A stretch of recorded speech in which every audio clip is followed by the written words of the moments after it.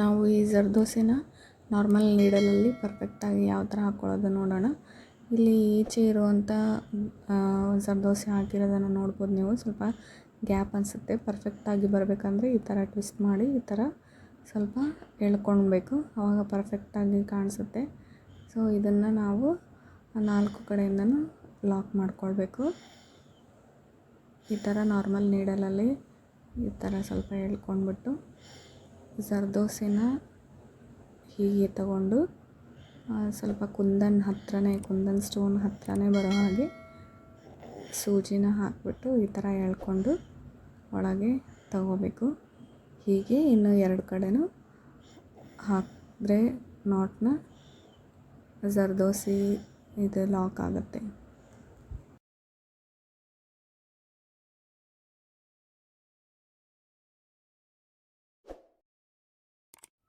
ಕುಂದನ್ ಹತ್ರನೇ ಸೂಜಿ ಹಾಕ್ಬಿಟ್ಟು ಈ ಥರ ಅದನ್ನು ಲಾಕ್ ಮಾಡ್ಕೊಳ್ಬೇಕು. ಸೊ ದ್ಯಾಟ್ ಅದು ನೀಟಾಗಿ ಫಿನಿಶಿಂಗ್ ಬರುತ್ತೆ.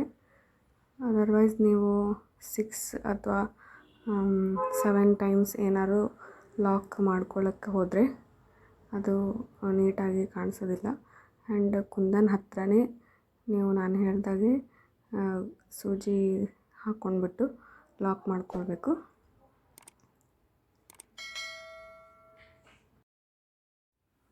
ಸ್ವಲ್ಪ ಕ್ಲೋಸಪ್ಪಲ್ಲಿ ತೋರಿಸ್ತಾ ಇದ್ದೀನಿ, ನೀವು ನೋಡ್ಬೋದು. ಆ ಥರ ಕುಂದನ್ ಹತ್ರನೇ ಹಾಕ್ಕೊಂಡು ಅದನ್ನು ಮತ್ತೆ ಜರ್ದೋಸಿ ಮೇಲೆ ಬಂದು ಈ ಥರ ಕುಂದನ್ ಹತ್ರ ಇನ್ನೊಂದು ಸರಿ ಸೂಜಿನ ಹಾಕ್ಕೊಂಡ್ಬಿಟ್ಟು ಹೀಗೆ ಲಾಕ್ ಮಾಡ್ಕೊಳ್ಬೇಕು. ಸೊ ಇದು ನನ್ನ ಇವತ್ತಿನ ವಿಡಿಯೋ ಆಗಿತ್ತು. ನಿಮಗೆ ಈ ವಿಡಿಯೋ ಹೆಲ್ಪ್ಫುಲ್ ಅನಿಸಿದರೆ ಪ್ಲೀಸ್ ಲೈಕ್ ಮಾಡಿ, ಶೇರ್ ಮಾಡಿ ಮತ್ತು ನನ್ನ ಚಾನಲ್ಗೆ ಸಬ್ಸ್ಕ್ರೈಬ್ ಮಾಡಿ. ನಿಮ್ಮ ಫ್ರೆಂಡ್ಸ್ ಆ್ಯಂಡ್ ಫ್ಯಾಮಿಲೀಸ್ಗೂ ಶೇರ್ ಮಾಡಿ ಹೆಚ್ಚಿನ ಮಾಹಿತಿ